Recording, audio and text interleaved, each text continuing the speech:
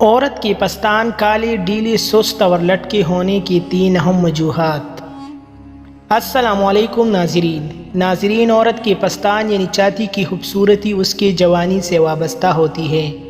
جب تک عورت کے پستان مرد کے پہنچ سے دور ہوتے ہیں تو عورت کے پستان خوبصورت، ٹائٹ اور فکس رہتے ہیں، لیکن جیسے ہی عورت مرد کے ساتھ جنسی اور جسمانی تعلقات بناتی ہے تو پھر مرد عورت کے پستانوں کو سخت ہاتھوں سے مسلتا ہے اور ہونٹوں سے چومتا ہے، جس کی وجہ سے عورت کے پستان ڈھیلے، کالے اور سست ہو جاتے ہیں۔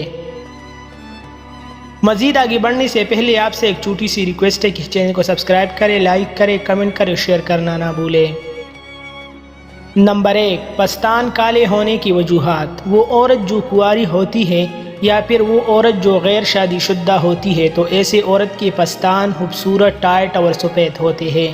پستانوں کے نپلز بھی چھوٹے اور گلابی ہوتے ہیں، لیکن جب عورت کی شادی ہوتی یا پھر عورت شادی سے پہلے کسی مرد سے جنسی اور جسمانی تعلقات بناتی ہے تو پھر عورت کے پستان ہاتھوں کی رگڑ سے اور منہ میں لے کر چوسنے سے رنگ میں کالے ہو جاتے ہیں۔ اس کے نپلز بھی بڑے اور کالے ہو جاتے ہیں۔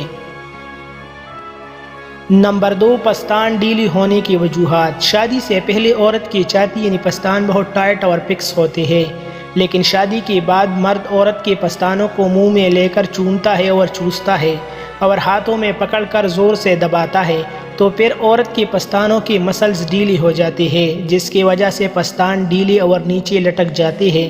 اس کے علاوہ شادی کے بعد بچے کی پیدائش کی وجہ سے بھی پستان ڈھیلے ہوتے ہیں، کیونکہ بچہ ہر وقت خوراک لیتے وقت پستان چوستا ہے۔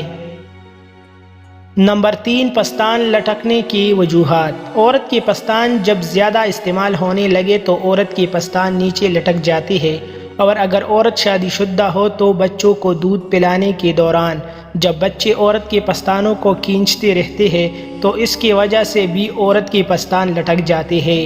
عورت کے پستانوں میں دودھ کے پیدا ہونے کی وجہ سے بھی پستان بڑے اور لٹک جاتے ہیں، کیونکہ دودھ کی وجہ سے پستان بھاری ہو جاتے ہیں۔ عورت کے نپلز بھی بچوں کے منہ میں ڈالنے کی وجہ سے کالے اور لمبے ہو جاتے ہیں۔ مزید ایسی اچھی ویڈیوز کے لیے ہمارا چینل ابھی سبسکرائب کریں۔